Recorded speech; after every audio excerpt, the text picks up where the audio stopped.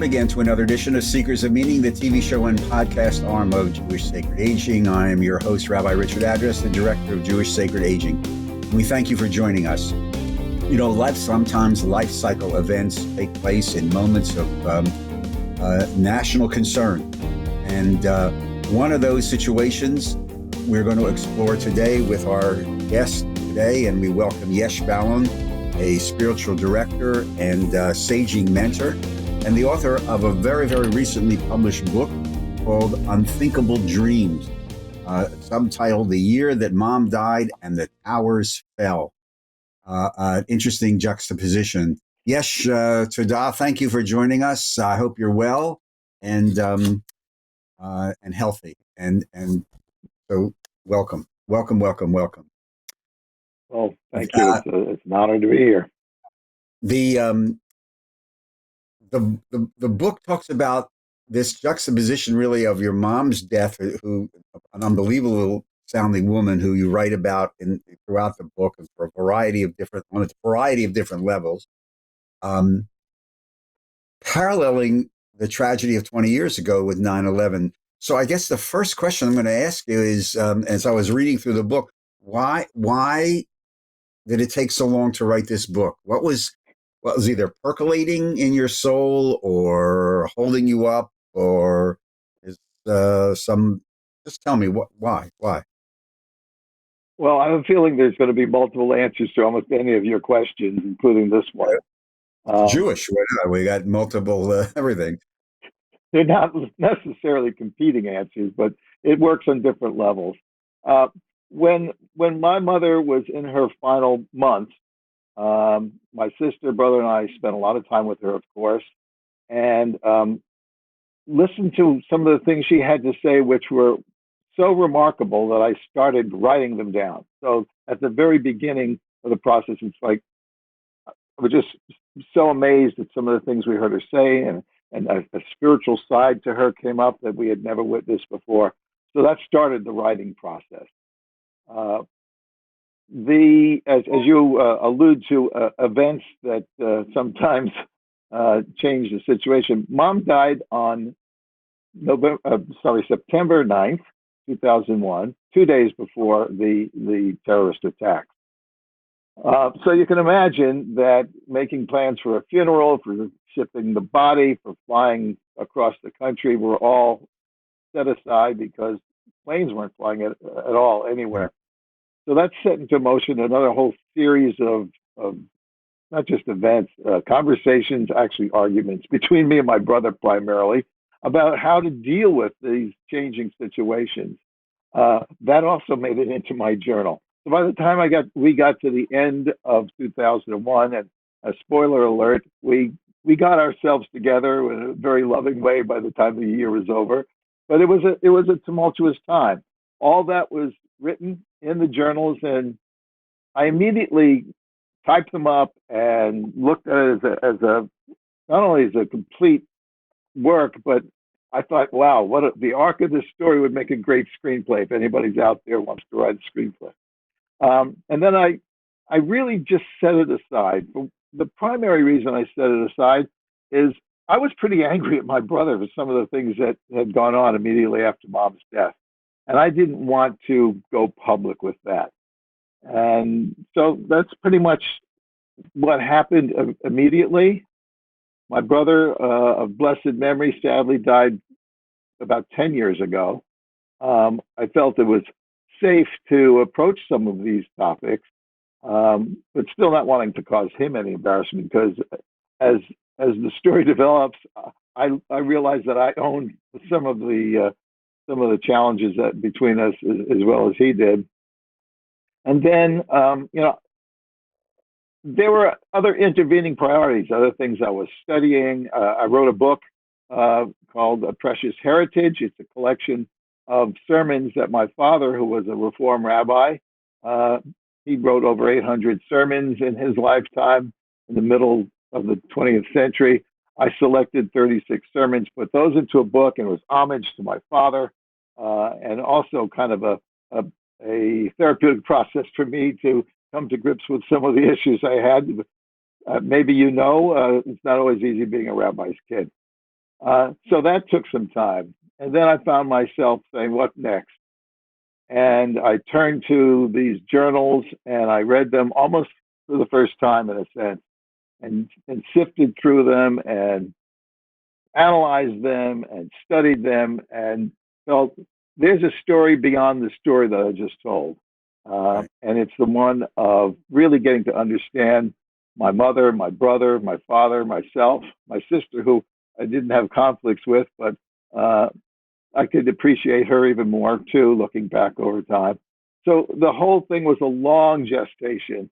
And I think it took a number of years for me to actually, we're talking about wise aging, this sacred aging. It took me a while to be mature enough to be able to look back over time and say, oh, maybe everything wasn't as bad as I thought it was. Maybe there are lessons here to be learned. And what can I get out of this that I can share with others? Yeah, and for the people who will read the book, Unthinkable Dreams, uh, the one of the interesting aspects of the book is the family dynamic, as Yesh has alluded to, and the dynamics of siblings and dealing with the stresses and strains of 9/11, and then watching all the family dynamics of childhood bubble up, as it often does in moments of crisis with life cycle events. You write about what I call the three pillars of this book, um, three steps along the way that you go from separation to compassion to connection.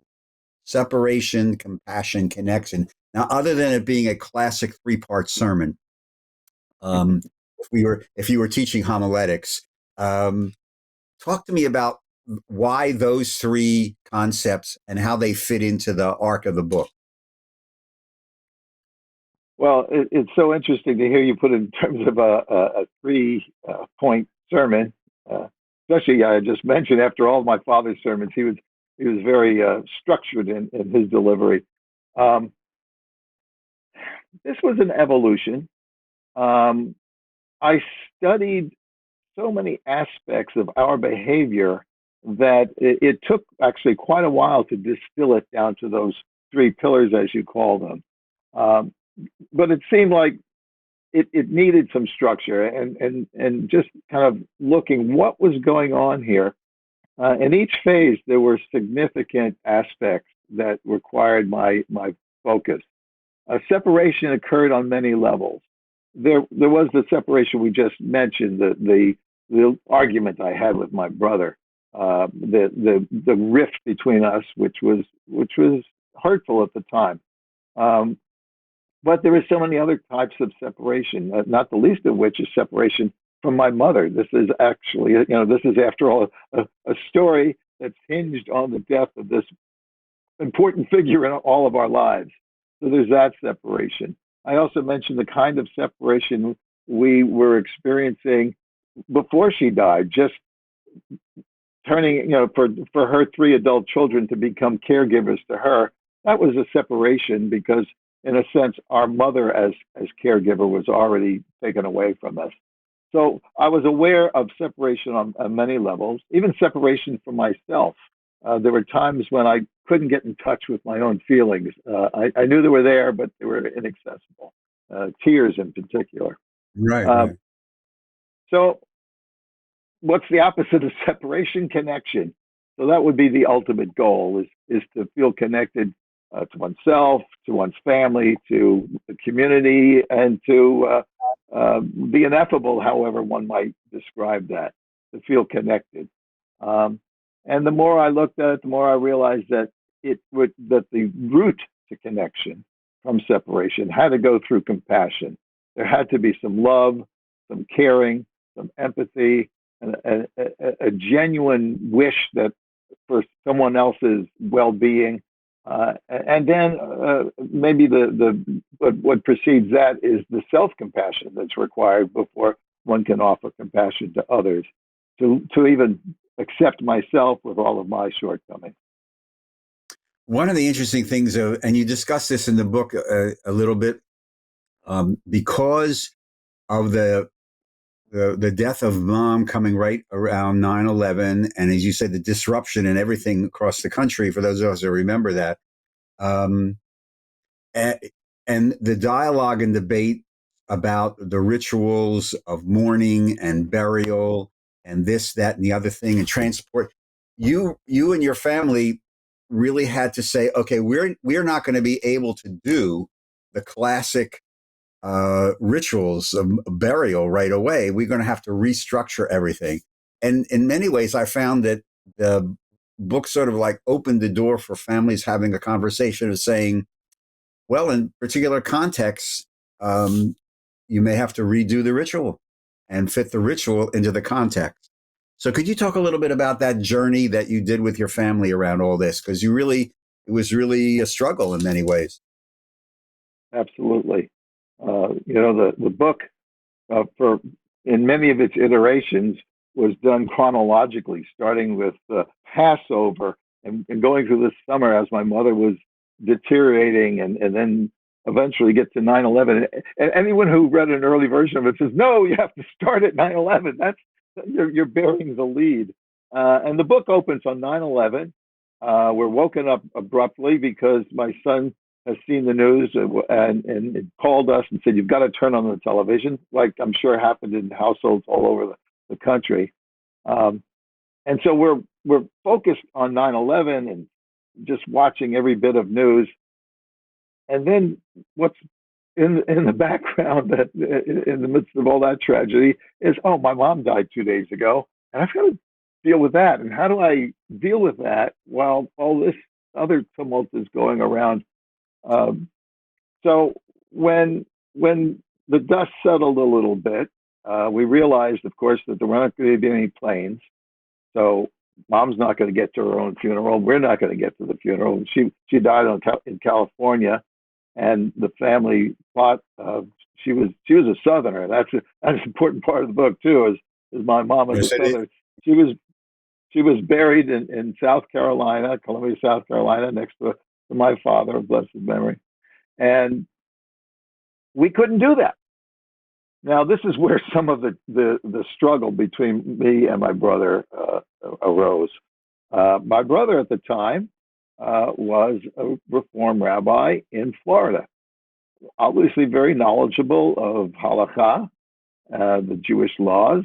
And he said, well, I understand that in time of war, if a body can't be returned, you start the mourning process. You start doing Shiva in your home immediately. You don't wait for interment.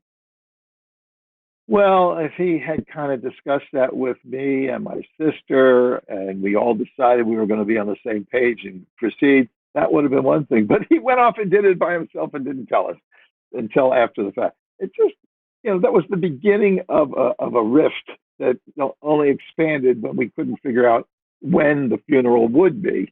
And there was a debate about that.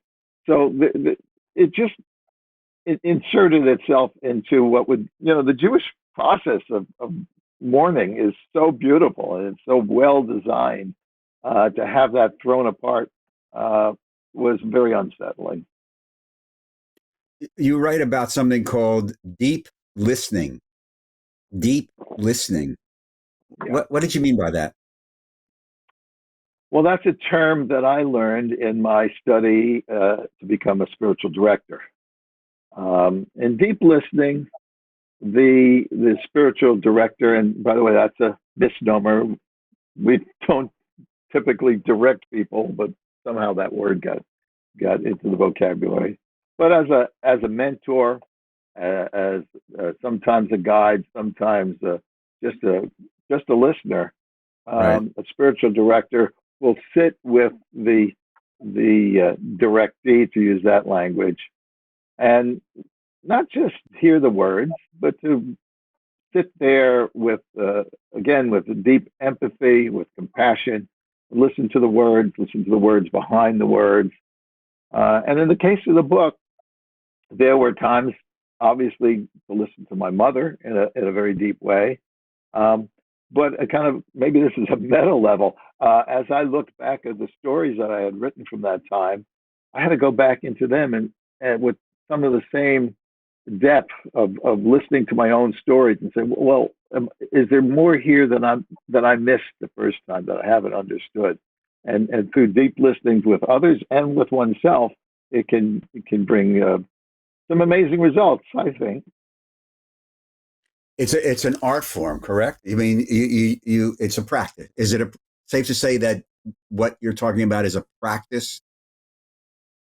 That makes sense because it does take practice, and literally, as a student of spiritual direction, we practice deep listening with one another, um, and it, like I said, it's something that one can apply to oneself. I also find that once I have been trained in this art of deep listening, I might be sitting, as it was just yesterday, having coffee with a friend, and we're just chatting, right?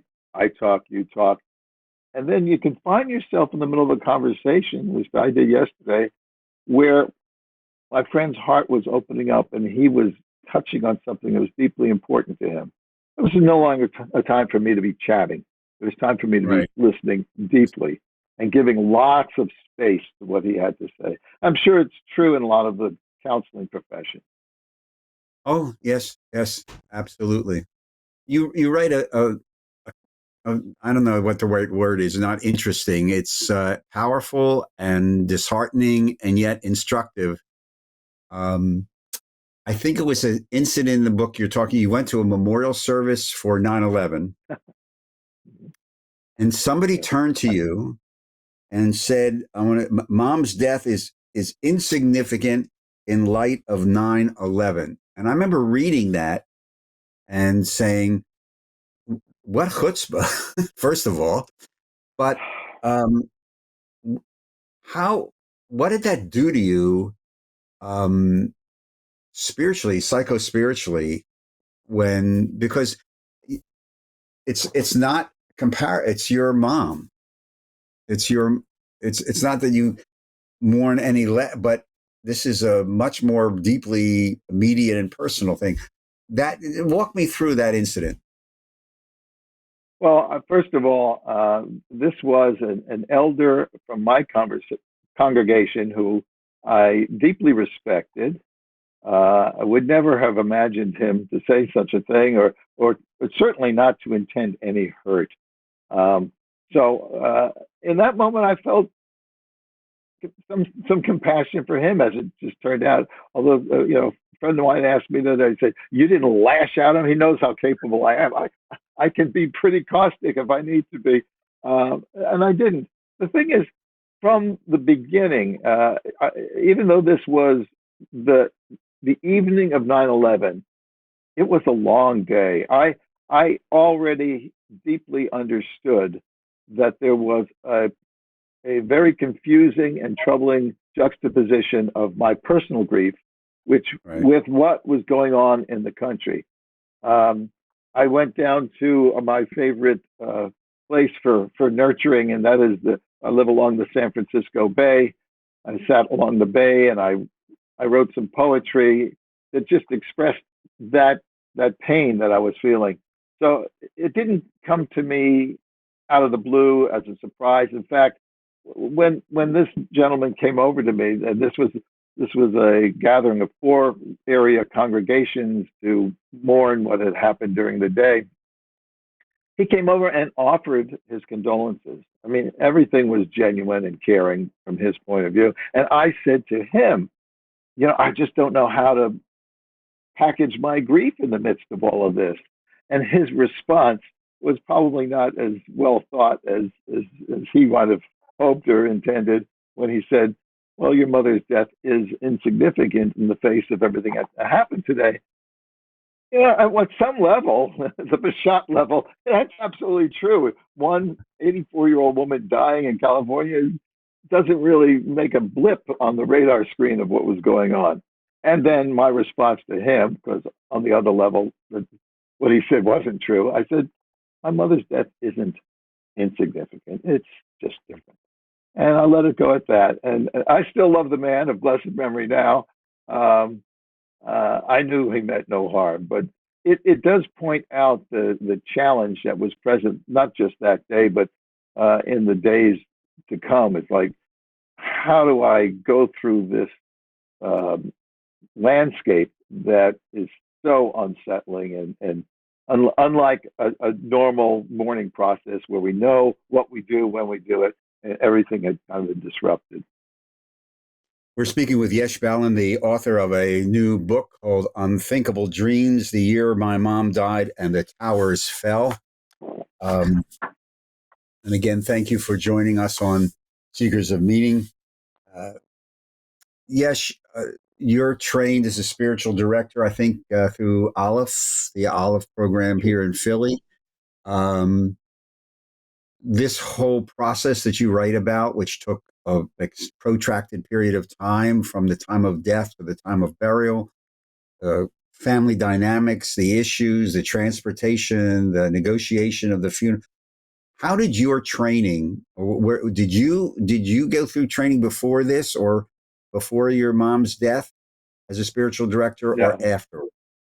The training came much later. We're talking, of course, the time period of 2001.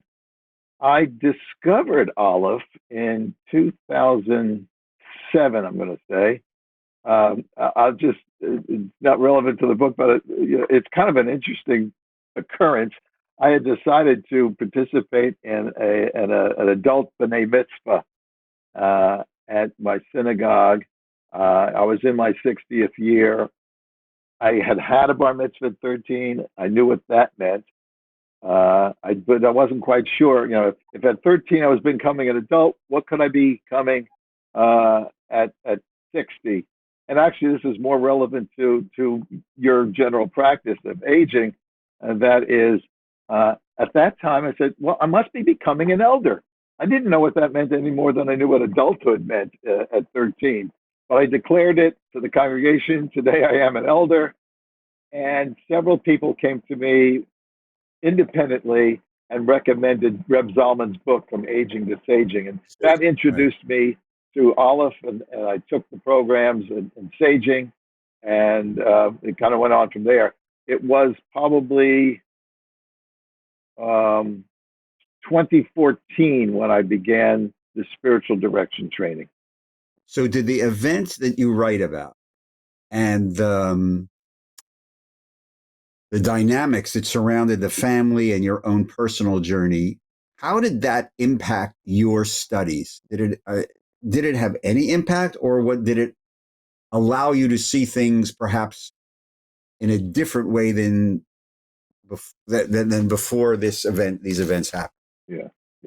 Well, these things were not synchronous. So I lived through the 2001 thing. That was on the shelf for years.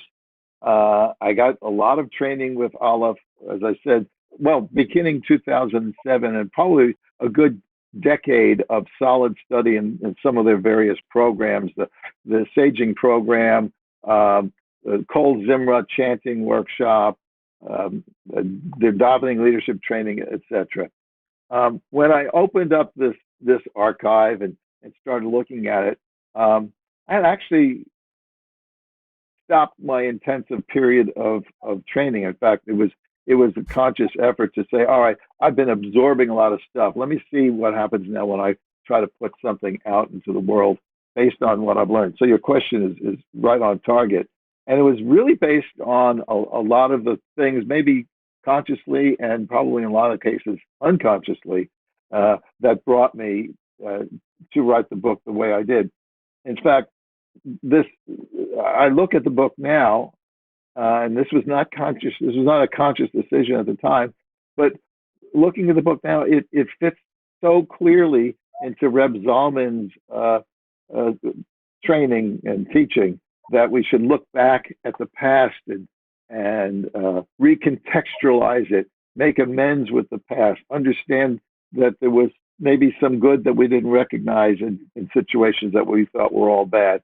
And by going into the past and sifting through it, again, with compassion and deeper understanding, and maybe even that deeper listening that you brought up, to extract true learning, and for me, transformational experience from doing that. So there are probably a lot of other ways, but that's one real marked way. Got to ask you about something you write in the dedication, okay, of the book, um, about your mom and her cookbook, because this is a theme. It says, Okay. your mother wrote, "As long as you must cook, you might as well make it an adventure," which Yeah. is a great line. It's in your dedication. Your there there's a theme here about cooking, and indeed you in the appendix to the book there's recipes, your mom's recipes. So I got to ask you, this was not by Yeah. accident, okay? Talk to me about No.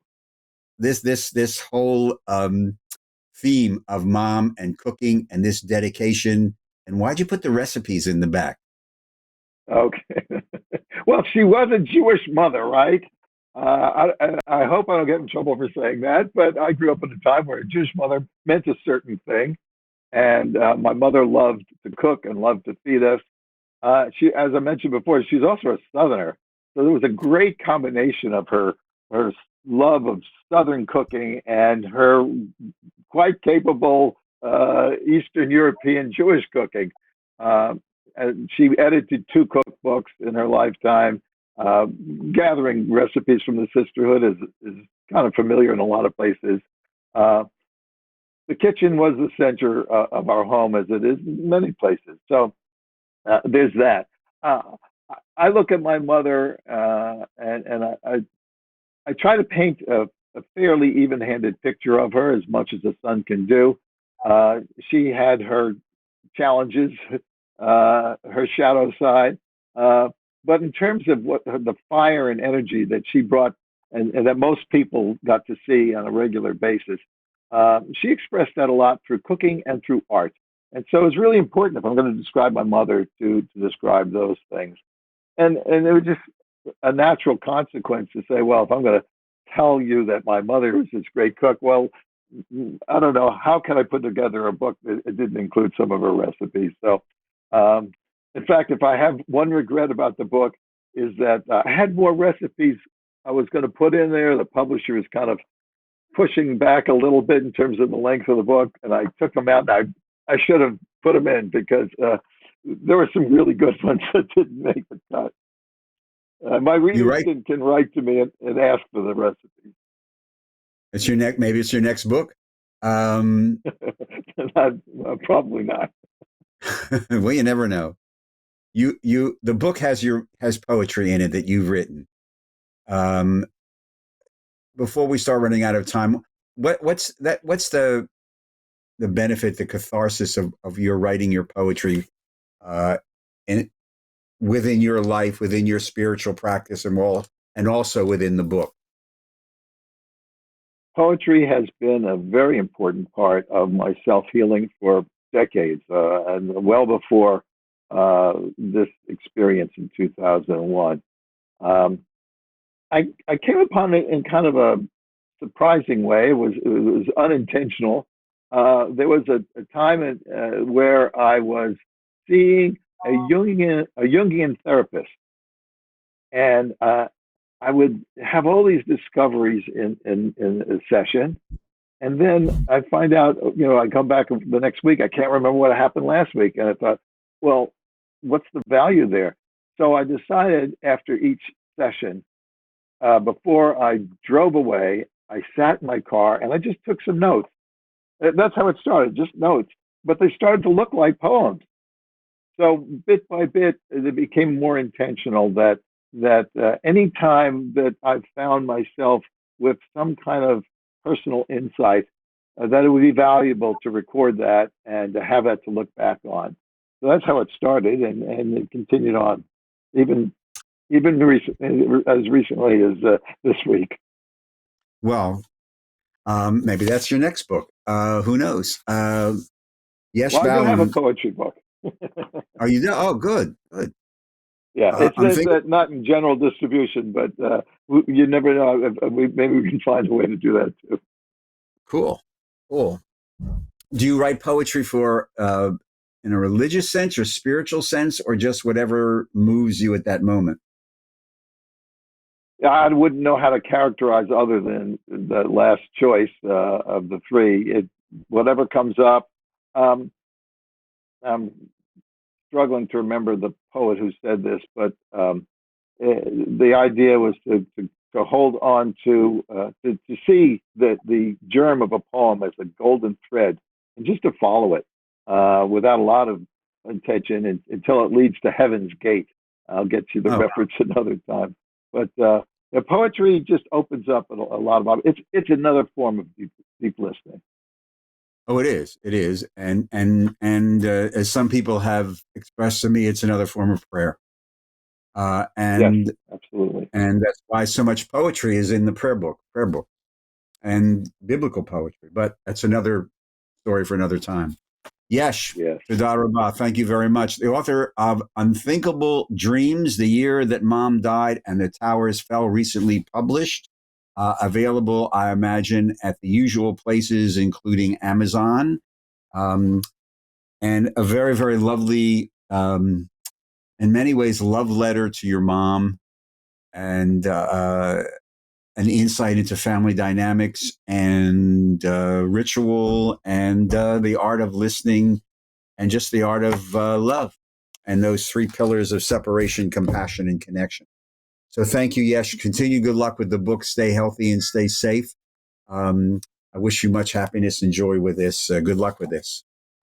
Thank you To so all of much. you, It's been a real pleasure.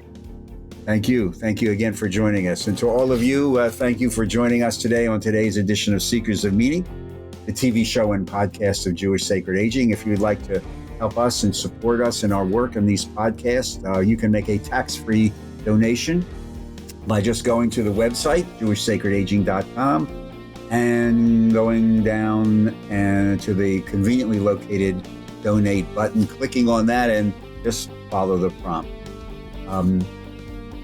Seekers of Meaning is produced at the Broadcast Center of Lubetkin Media Corporation here in beautiful southern New Jersey. And a big shout out to our producer, Steve Lubetkin. I'm your host, Rabbi Richard Address, and I thank you very, very much for joining us on today's edition of Seekers of Meaning. We look forward to greeting you on the next edition. In the meantime, stay safe, stay healthy. Shalom.